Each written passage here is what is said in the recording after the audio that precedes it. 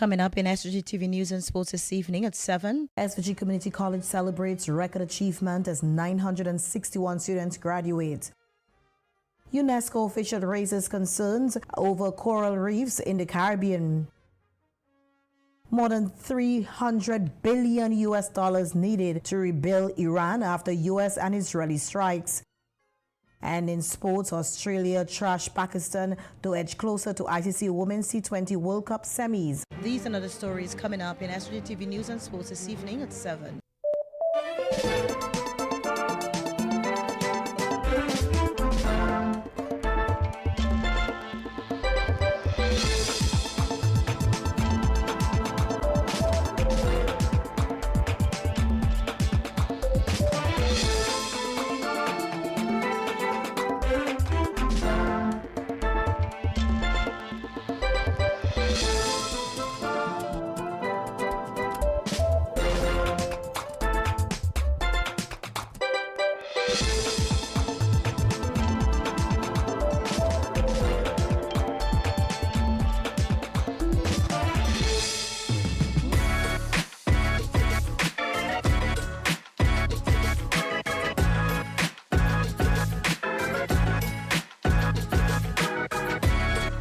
Beauty, warmth, attractions, and activities. It's what you want in a destination, right? But these are just the starting points when it comes to the Caribbean. Ultimately, unique cultures, festivals, parties, sumptuous food, and of course, those cold exotic drinks prove to be the selling points for leisure-seeking travelers. This is Caribbean Passport TV, where you can always count on us for the latest on where to go, what to do, and who to follow on the regional scene. This month, we head to Antigua and Barbuda for Culinary Month.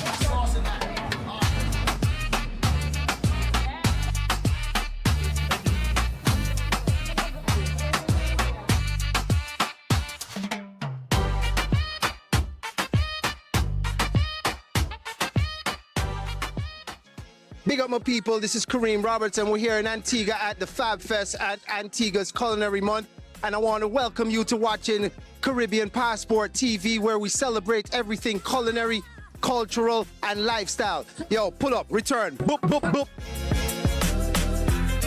Caribbean cuisine. It's unique, definitely represents who we are, our rich cultural heritage and creativity, and we can say it proudly, it is world-class.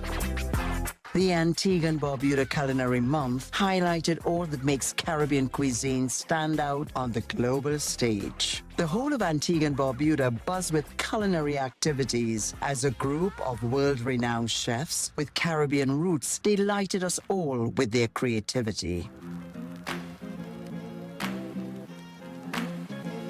What we have is a full month's program with 4 key pillars, starting with Restaurant Week at the beginning of the month, then going into our Caribbean Food Forum, which is a B2B program.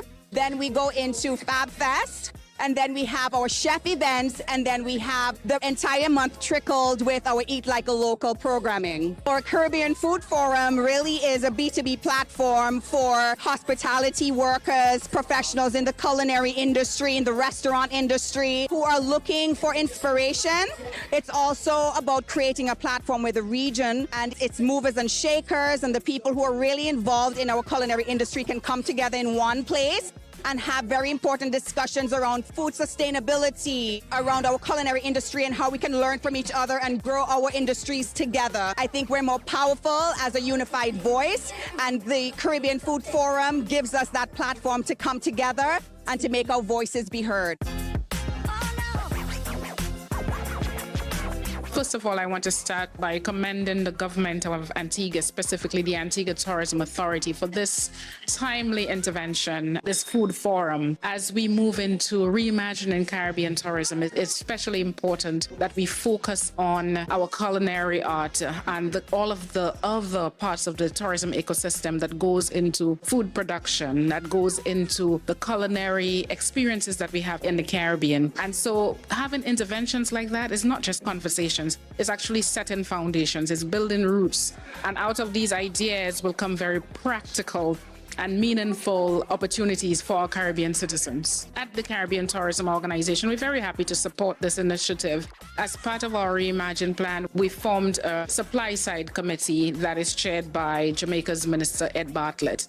And one of the key areas of focus of that committee is moving from leakage to linkage. And the whole aspect of our food, eating what we grow first and foremost, exposing our visitors to our food, keeping things local is a big part of that. A great intro indeed. This always sets the perfect tone as chefs, influencers, and additional guests on hand were the Loose Cannon Beach Club, and boy, did they enjoy the evening.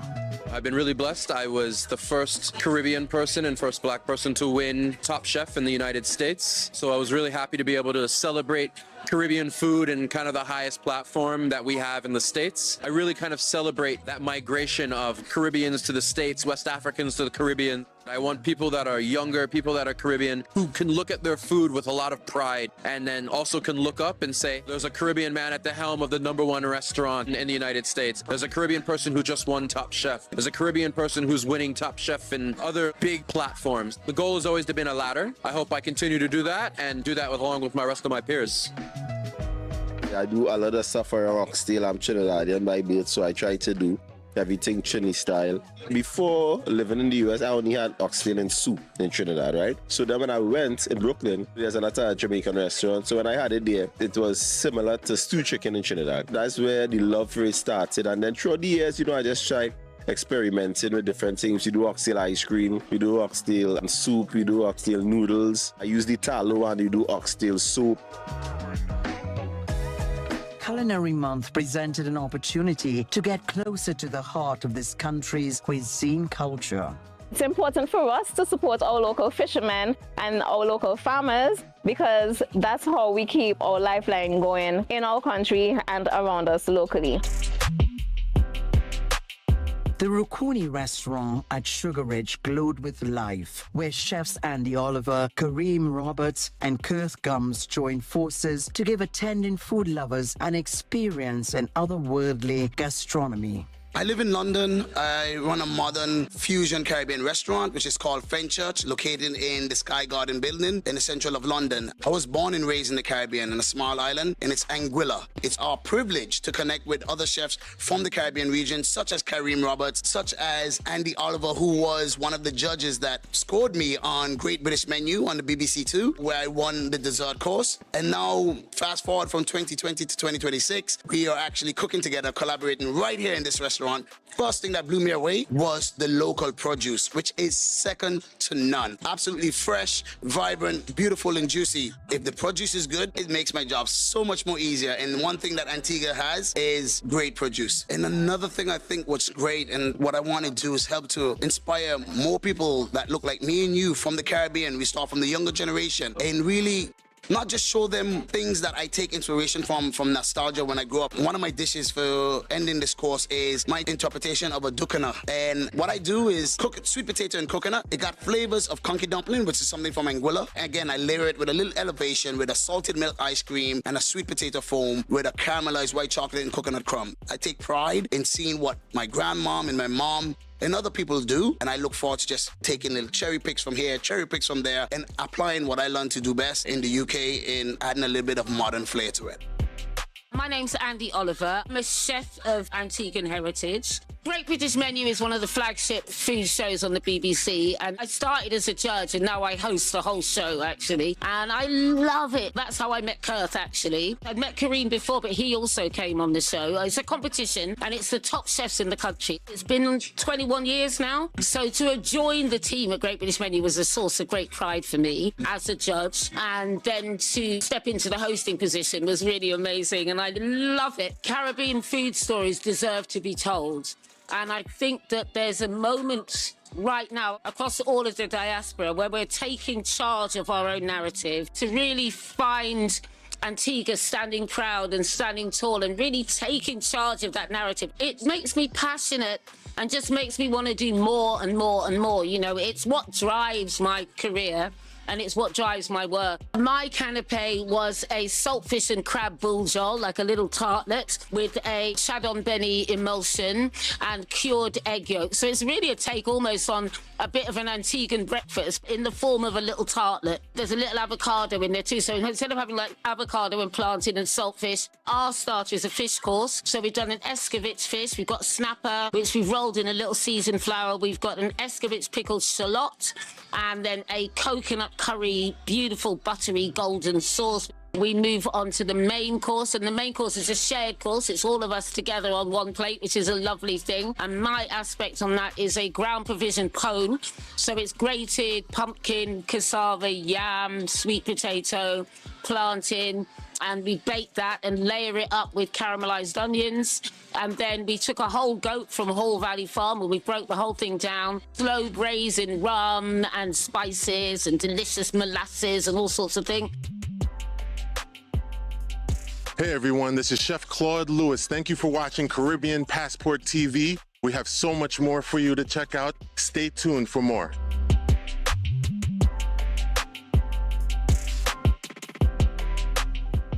Over 300 years of tradition. A journey from swaying cane fields to ancient stills. The rums produced by Demerara Distillers Limited have a history that began in blazing fire, a cleansing, cane stripped bare, the Caribbean's liquid gold revealed within.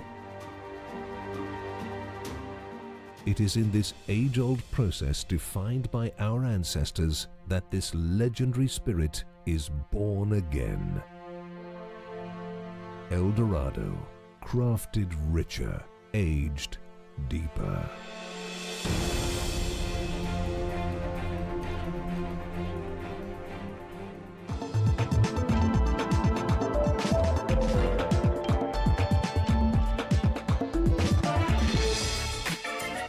On Caribbean Passport TV, we continue our visit to Antigua and Barbuda for Culinary Month, which featured so many events and activities for families and visitors. There were many amazing culinary creations from Caribbean chefs who are now well known on the international stage.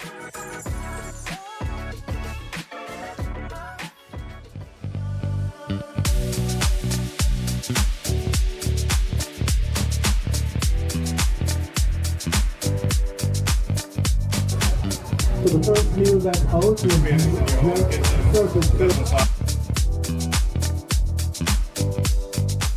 The essence of Antigua and Barbuda Culinary Month was summed up at Saturday's Fab Fest, the food, art and beverage festival.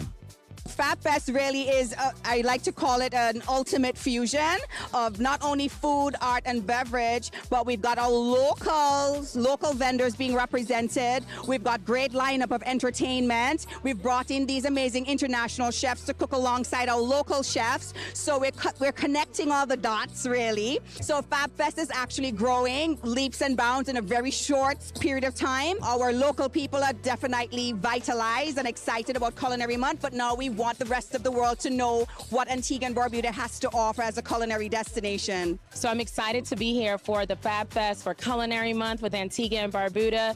I love the fact that they're taking a conscious effort and really showcasing what Antigua and Barbuda can give when it comes to food.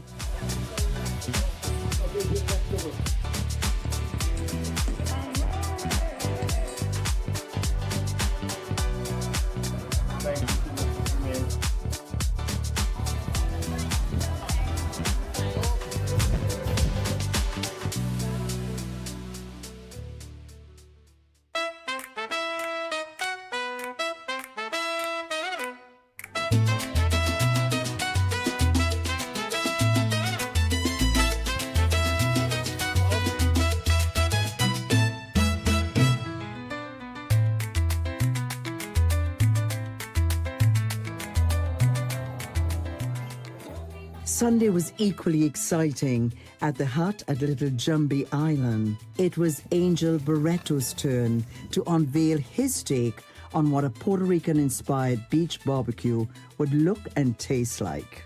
So my name is Angel Barreto. I cook Korean food normally, but today we cook a little Puerto Rican food. My restaurant is 7 years old this year. In that 7 years, I was named Food and Wine Best New Chef in the United States. I got 2 James Beard nominations for Best Chef on the East Coast. I was a United States Ambassador for Korean food. So I got to cook for the President of Korea, the head of Samsung. We've cooked for Morgan Freeman, tons of celebrities, all cooking Korean food because it's been a passion of mine. Because both my parents were in the military, and so I grew up eating Korean food. Historically, the restaurant was where we're located was called Mandu. And Mandu was the first Korean restaurant, full-service Korean restaurant in Washington, D.C. So unfortunately, we had a fire over 8 years ago, and the restaurant almost burned down completely. So we were dormant for a little bit, and when we reopened, we called it Anju.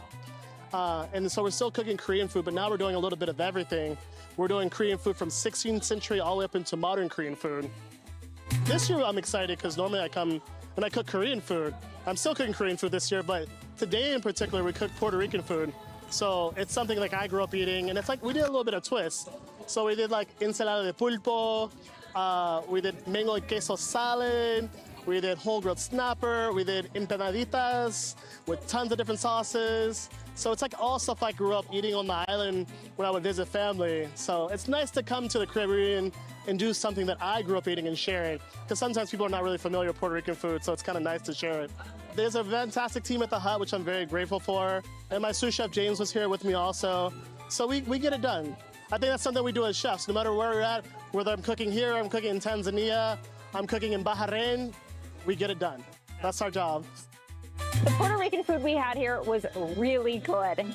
It was really nice to actually be able to walk over and see them grilling it fresh and watch them flipping it. You get the smell of the grill, you get that aroma, and it translated into the food. It was so fresh.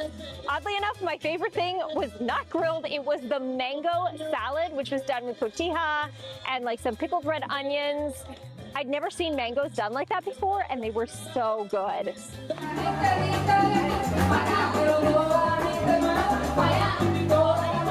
We're sitting here at the hut right now.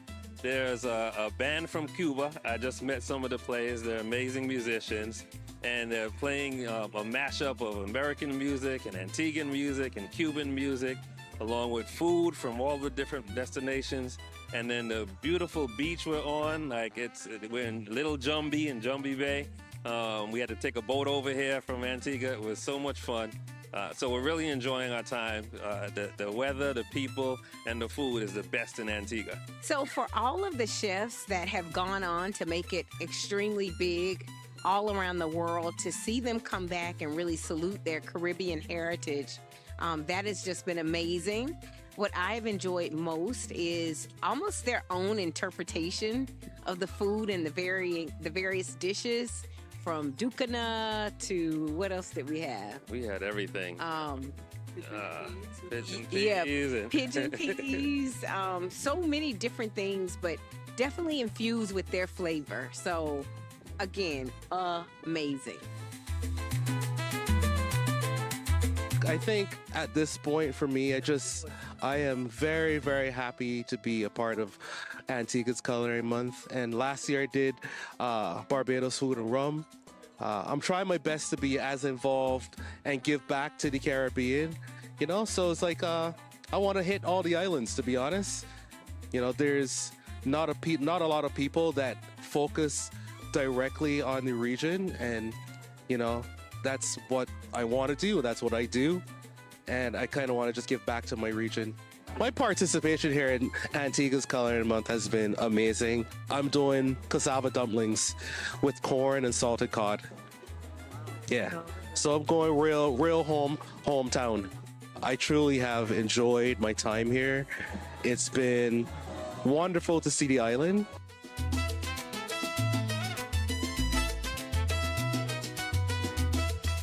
I got on Chopped, and which was a great experience. I applied for Chopped because of the doubts that sometimes people have. And, you know, I said, you know what? I can do this. I can cook. I don't care what people think of me. And I just happened to get on. You know, it was a blessing. They called me a few days later. And then, you know, they asked me, they said they don't know which show to put me on. And so they put me on an episode called Gefilte Dish. Which of course you could probably tell what they gave me, and it was a really great experience. I was a little starstruck, but when I went there, I said to myself, "Am I going to represent Italian cuisine, Jersey City? What am I going to do?" And I immediately thought of my parents. I wanted my parents to be proud of the 40, 50 years of work that they put in, which is not just my parents. It's not just Caribbean. It's every culture's parents that come out there to bust their butts so that their kids and their future can be different. And so I got on the show and I decided to represent with Caribbean cuisine with the basket ingredients. And I had Marcus Samuelson, Scott Conant, and Amanda Freitag were my judges. And that's a tough group because they're the tops of what they do. But it was a great, a great experience. I met chefs that I'm still friends with today, and it just put me and my family and Antigua just a little bit more further on the map. At least started the conversation. If you think about Michael Jordan, and Michael Jordan went and did all this great stuff, but he still went back to his hometown and built a basketball court for the children so that they can get to where he's at. And something like that is how I feel. I feel blessed to be able to come here for the 5th year. And maybe the previous years, I was in a certain place where I wanted to prove something, prove that I was Antiguan enough, prove that I was good enough. But now I'm in a place where I want to be a part of what they do here to help. I want to be a cog that allows this to run smoothly, because the chefs that are here, we're talking about that we need to raise the Caribbean, not just each island. And so it's great that Antigua, the tourism board, has brought so many different chefs that, listen, I'm a fan of half of these chefs, but they brought them all together so that we can make a statement, so that moving forward, we move forward together. You know, we want to represent Antigua, but I would like Antigua to be the epicenter of where we start to work with everybody. Dish that I did last year is, it was a play on bun and cheese. So, like I said, I love making pasta. I love Italian food. I figured that's what I think it is. It's to keep the tradition, to keep the heritage, to keep the respect to the cuisine, but to put myself into it. And I love to make pasta. I love to bake. There's so many things I enjoy to do. It makes not only the dish heritage rich and local, because I'm using ingredients from the island, but it also is palatable for people in the States. I do chicken and waffles, but not jerk chicken. I do my own spiced chicken, where we marinate and all this kind of stuff, trying to make something original so that people don't just stereotype. If you haven't as yet been to Antigua and Barbuda Culinary Month, you must join the bandwagon, as these folks will tell you, once you check out this fiesta, you're likely to become a permanent fan. Hi, my name is Kurt Gums. I was born and raised in Anguilla, but I run a restaurant with modern Caribbean fusion cuisine called French Church in Sky Garden Building. I'm coming to you guys live and direct. This is a special edition. Look around. This is Fab Fest. We're right here in Antigua and Barbuda Culinary Month. Proud to be invited, privileged to be around friends and colleagues. It's chefs, it's family, it's friends, it's influencers. We are doing what we do best, and I want you guys to come down and try this and test it out. Not just this year, it might be soon gone, but we're not just signing out yet. Join us next year, guys. We got 2027. We are watching Caribbean Passport TV. Can't wait for you guys to see some more of this. Thank you. Kurt Gums. We're so excited of how successful this Antigua and Barbuda Culinary Month this year in 2026 went for us here. It was just amazing. It started off with the 2 weeks of Restaurant Week, where our restaurants participated with prefix menus, and all of our visitors and our local residents took part. And everybody, they got their passports and they were excited and they were off to the races. So everybody was at the restaurants participating, just being very, very, very, very active in terms of the Restaurant Week. Then we left Restaurant Week and we've gone into our chefs. So we have diaspora chefs, they're Antiguan chefs, have Antiguan heritage. We have local chefs as well. We have international chefs. And everyone descended on Antigua to show us what they can do. And the highlight of this month was actually taking traditional foods and elevating them. As you would see in the cuts and the highlights, you would see how the local chefs and the international chefs blended their foods and brought back a lot of nostalgia into the different nights of the culinary month. So we're very, very pleased with how everything went. It was just very exciting, and we only expect to see growth for years to come.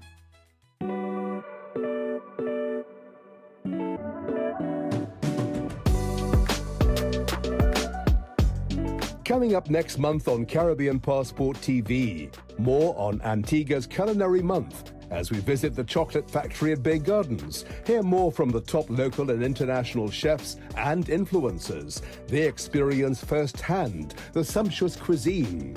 We visited local markets and enjoyed the warm hospitality of Antigua and Barbuda while swimming with the stingrays.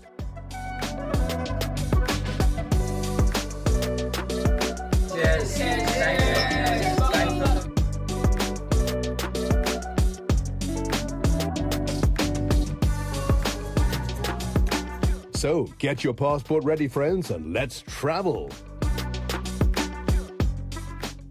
Over 300 years of tradition. A journey from swaying cane fields to ancient stills. The rums produced by Demerara Distillers Limited have a history that began in blazing fire, a cleansing, cane stripped bare, the Caribbean's liquid gold revealed within. It is in this age-old process defined by our ancestors that this legendary spirit is born again. El Dorado, crafted richer, aged deeper.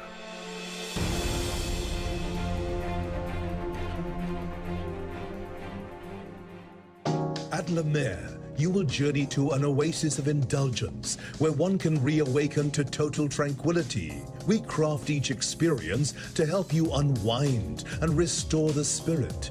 Give the gift of a La Mer experience with our spa packages. This gift is valid for 12 months and promises a true luxurious spa experience to help one relax and unwind. From our spa package bundles or a la carte treatments in the sanctuary of the senses, our services from hot stone massages to manicures, pedicures, and customized biologique recharge facials create luxurious restoration for the mind and body. Purchase that gift card for family, friends, and colleagues for a one-of-a-kind spa experience. Visit us today or purchase online. We're open 7 days a week, including holidays. Our front desk team will be happy to assist with your vital luxuries.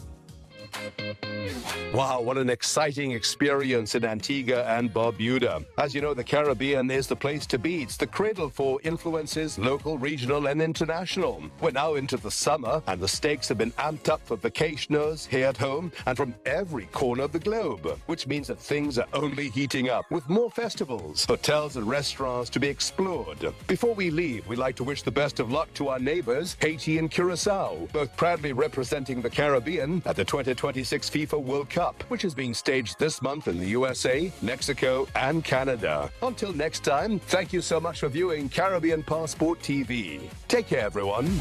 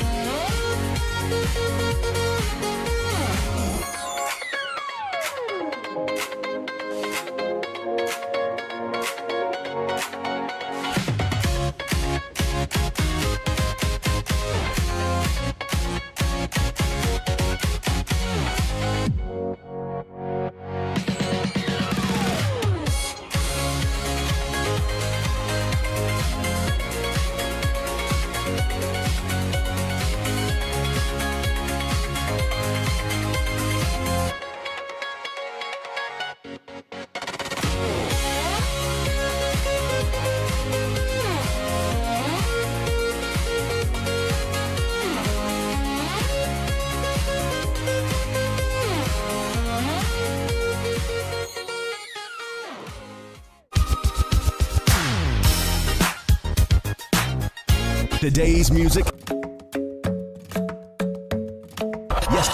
Yesterday's hits. Magic 103.7 91.5 SVG-TV Obituaries acknowledges the passing of our beloved ones and sympathizes with family and friends of the deceased.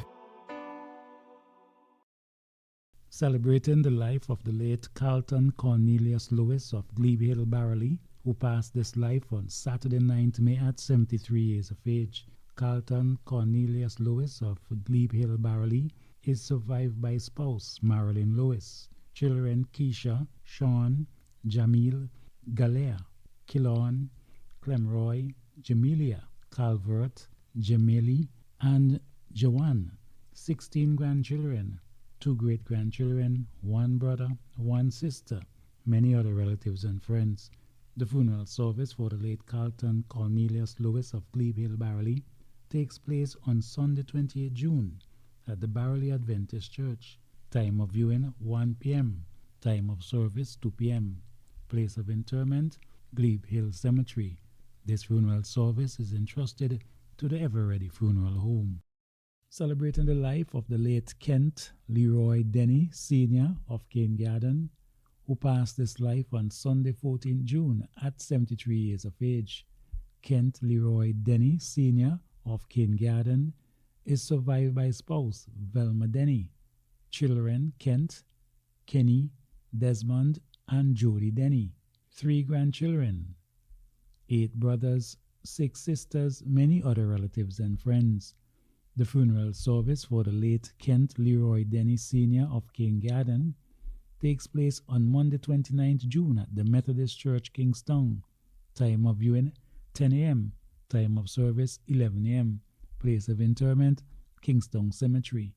This funeral service is entrusted to the Ever-Ready Funeral Home.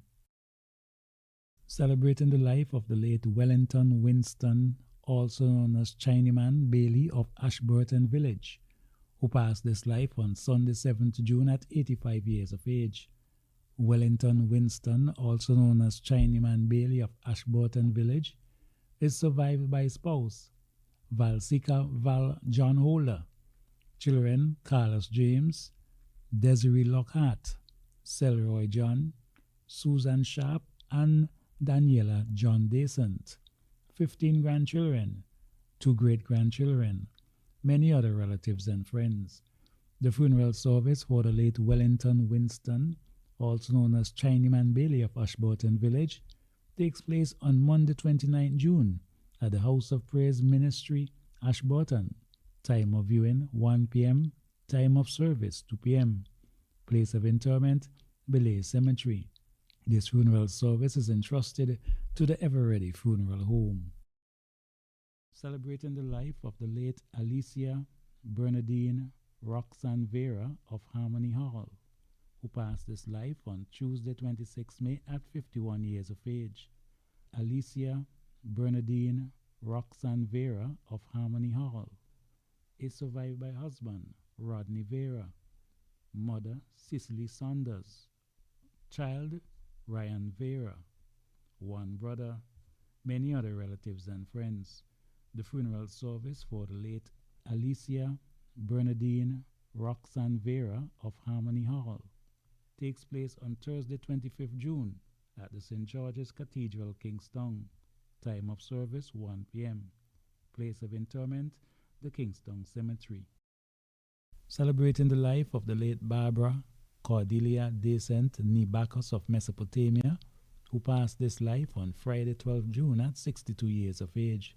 Barbara Cordelia Descent Nibakos of Mesopotamia is survived by parent Rosanna Descent and George Primus, children Nolene, Neobert, Crystal, and Nicole, 5 grandchildren, 1 great-grandchild, 6 brothers, 6 sisters, many other relatives and friends. The funeral service for the late Barbara Cordelia Descent Nibakos of Mesopotamia takes place on Saturday 27 June at the St. John's Roman Catholic Church. Time of viewing 12 p.m. Time of service 2 p.m. Place of interment, Churchyard Cemetery. This funeral service is entrusted to the Ever Ready Funeral Home. Celebrating the life of the late Virginia Agatha John of Descent Cottage, Old Montrose, who passed this life on Sunday 31st May at 87 years of age. Virginia Agatha John of Descent Cottage, Old Montrose, is survived by children: Patricia Joseph, Monica Boyce, Vanessa, Jacinta, Fillmore, and Grace John. 32 grandchildren, 35 great-grandchildren, 1 brother, 1 sister, many other relatives and friends. The funeral service for the late Virginia Agatha John of Descent Cottage, Old Montrose, takes place on Sunday 28 June at the St. Peter's Spiritual Baptist Church, Old Montrose. Time of viewing 11:30 a.m. Time of service 12:30 p.m. Place of interment Kingston Cemetery. This funeral service is entrusted to the Ever Ready Funeral Home. SVG-TV Obituaries acknowledges the passing of our beloved ones and sympathizes with family and friends of the deceased. May they rest in peace. We promised quality and affordability, and we've delivered that and much more. Memorial Funeral Home continues to improve and modernize its services. We have added the option of cremation. Our new crematorium provides a safe way to memorialize your loved ones.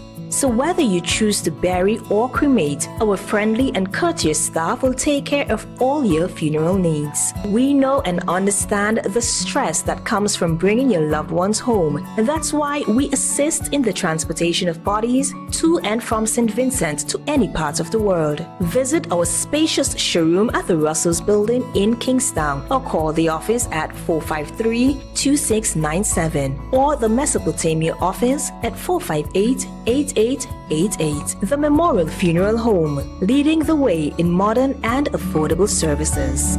Our crematorium services are open to all funeral homes in St. Vincent and the Grenadines.